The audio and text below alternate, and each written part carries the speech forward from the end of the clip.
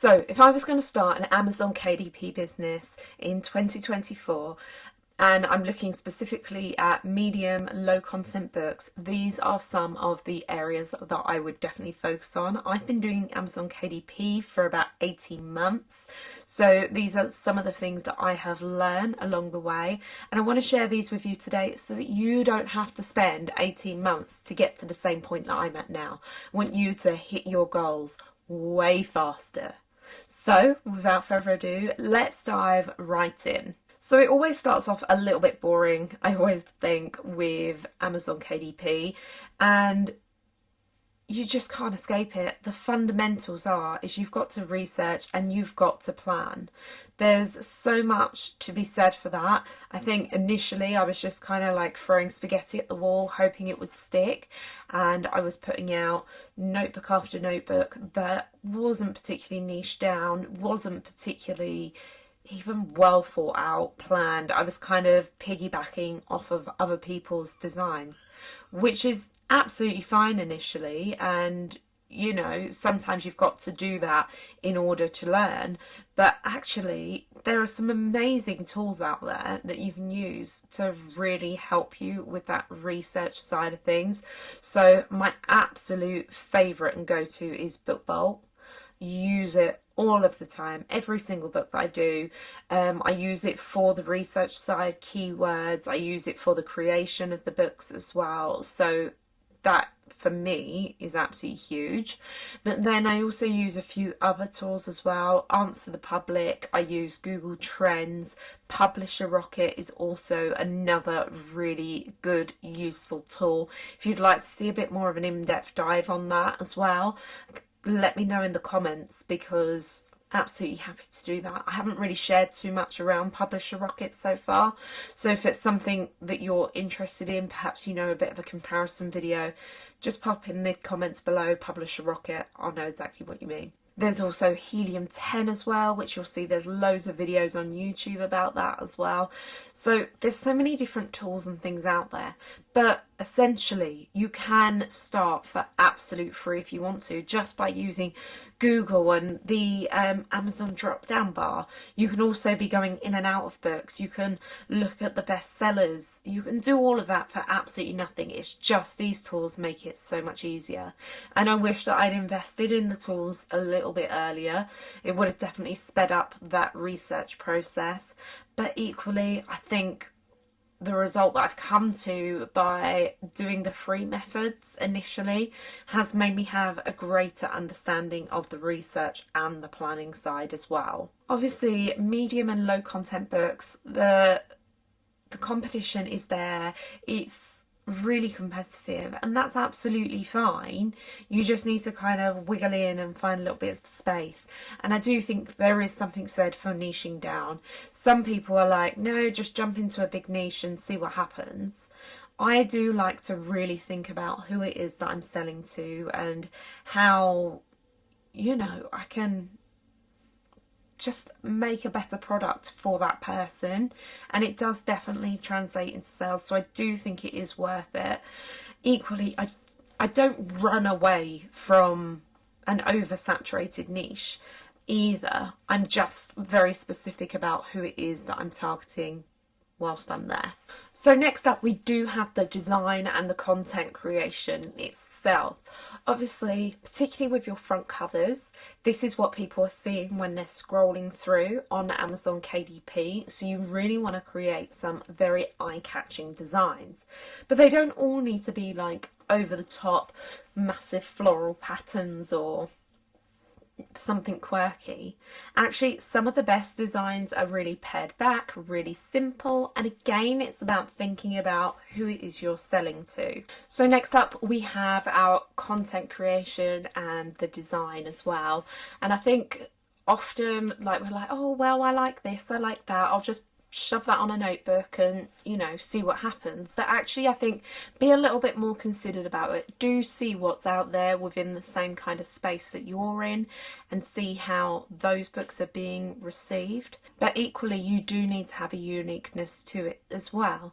And sometimes the uniqueness is that it's kind of a really minimal design. Sometimes it's like it's a wild, wacky print, and both are absolutely fine. Now, tools that I personally use for this, again, BookBolt is great for cover creation. I also really love Canva. I use that very frequently as well.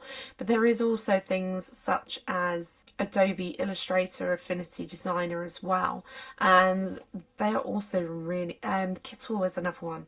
Like, there's so many different ones, and you've kind of got to figure out which one it is that you gel with. For me at the moment, I love Canva and BookBolt. That's kind of my go-tos, but I know other people prefer other things, so I'll definitely, you know, try out some of the other things, but for now I'm kind of happy with where I am and what it is I'm using and the simplicity of them. And then in terms of the content, you still need to make sure that what is inside of your book, say for example you're doing journals and planners, is that still standing out? So making sure that the inside of your pages, perhaps are you putting in there like really useful prompts and things like that, or are you adding little illustrations, little quotes, little things that are going to make your book stand out from others? And the way that they'll see that is by clicking onto the book, and, you know, perhaps in your A+ content you can show some internal pages, or it could be from reviews where actually people now love to take little short videos of what they've received from Amazon, or they like to take pictures as well. So there's so many different ways that people are seeing the inside of your book before they've even purchased it. So another thing that you really need to think about and consider is the print options and the formatting of your books. Now, there are some kind of standardizations, but KDP have so many different options, and it can be actually really bespoke, and you can make it really unique. So again, definitely have a look and see what other people within your niche are doing and what's working well, but also kind of be prepared to push that boundary. So for example, usually we would go down the paperback options for all of these sorts of things, but you can make it a more of a premium product by selecting hardback. And I think sometimes, particularly in like your planners and your journals, I mean, where's mine? This is kind of my planner, and it is hardback. It's kind of, it isn't a KDP one, but very simple in design, but absolutely perfect for what I want and what I need. That is a planner from Grace Beverly actually, and I use it every single day to plan out. I'll pop a link down in the description below. So also selecting covers such as matte finish, gloss finish, that also caters to different types of people, and the sizes of your books as well. So you could go 6x9, 8.5x11. Obviously consider who it is that's buying your book, but what niche you're in as well. That can also have quite a big impact. Now, of course, it's really hard to sell a book on a platform if you are not marketing, not launching your book correctly, or at all, which is what I kind of first did. Again, because I was kind of doing the fling spaghetti at the wall sort of approach, I wasn't really actually promoting my books. I was just sticking them on the platform and hoping that out of all those other billions of books on Amazon KDP, that mine would be the one that would be found due to my great keywords and SEO and all of that business. But the actual reality is it's really hard to sell books on KDP if you don't kind of have that brand awareness and those sorts of things behind it. So I actually do think there is a lot to be said for Instagram, TikTok in particular. There is Facebook as well, although I'm just, Facebook isn't very me, to be honest. So I do tend to use Instagram and TikTok a lot to promote my books, and it's kind of given me a bit of more of consistency with my sales since I started doing that.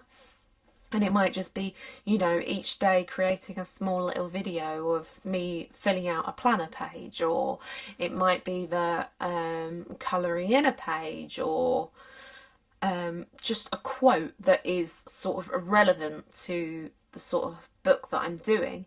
And so in the like, I've still got the early day books out there, and occasionally, you know, I do get sales in those, but the ones that I'm actually launching and marketing are in a particular niche. So I do have Instagram and TikTok accounts just specifically for those books, and I have found that it has made a massive difference.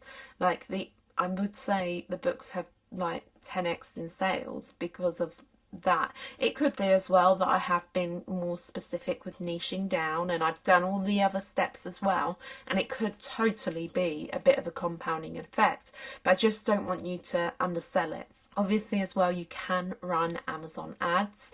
You can also put special offers on your books as well, and you can do it where for like the first 24 hours you're offering freebies and things like that by using something like ConvertKit. You know, you can put in like QR codes into your books and it goes to a landing page. Like, there's so many different ways of doing it, and I absolutely am going to do a marketing video because I think there's so much to be said. So if you've got any specific marketing questions, if you can put them in the comments below, then I can make sure that when I create that video, I'm actually covering everything that you specifically want to know. Now also, I would say, like, there is so many resources to help you with your Amazon KDP journey. I don't know if you're actually aware, but on the KDP website there is a KDP University, there are forums, obviously you've got YouTube where there is so much knowledge on here. That is exactly how I got started, which was by watching other people's videos and kind of learning what they were doing. Initially I was thinking, I'm just going to go out there, I'm going to try all these different passive income revenue streams and see which ones make money. And actually KDP has been the most lucrative, and for me personally, I really enjoy that creativity side of it, but I would not have got to where I am without using so many different resources such as the KDP University, the forums, YouTube as well, Instagram, TikTok. Like, there's so many different places that you can go, and so much of this education is free. There are obviously lots of different courses that you can pay for as well. Personally, I haven't gone down that route just yet, but I'm never say never, because at some point, if I feel like my growth starts to slow, then I would definitely consider it to see how I get to, you know, the next level. I would say as well, do not underestimate the importance of the keywords, your descriptions. All of this is considered as metadata, so your search engine optimization and making sure that you're getting shown up in Google search as well as on Amazon is like a really great way of just pushing yourself out there so much more. I think it has a great, also, like, encouraging people, this is jumping around a little bit, but encouraging people to actually leave those reviews also helps you with your Google search as well as your Amazon search. So just remember, this is like a full package thing, and I think you can go back in and you can edit your keywords and your descriptions and things like that, and you can update your A+ content. So if you think this book should really be doing really well and I don't understand why it isn't, objectively look at it and think, is there something else that I could be doing to really push that forward? Because I really believe there are tweaks and changes we can be making all of the time. And finally, I just think it's, I guess that we touched on it a moment ago, but the learning, like, don't stop learning. Even though my KDP business is doing really well, I'm still trying to constantly learn more and soak up the information of other amazing KDP authors and keep pushing myself so that I can keep the business growing and keep it going from strength to strength. So I guess as a bit of a final message, just remember that Amazon KDP is not a sprint. It's definitely a marathon. It is a real process where you're learning about the books that you're creating, about your audiences, about marketing. Like, there are so many different facets to running a business, and I think you've just got to be really aware and mindful of that. So stay persistent, keep improving, and if you want lots of other different tips as well as tutorials, then please check out these videos, and they will help you basically get started with your KDP journey. I've got this full beginners course which you can watch, and I think that will bring you great value. It's just kind of like an overview of everything. It's going to show you how to create your books as well as get them all uploaded and registered on KDP. Thank you so much, and I cannot wait to see you all next time. See you soon. Bye.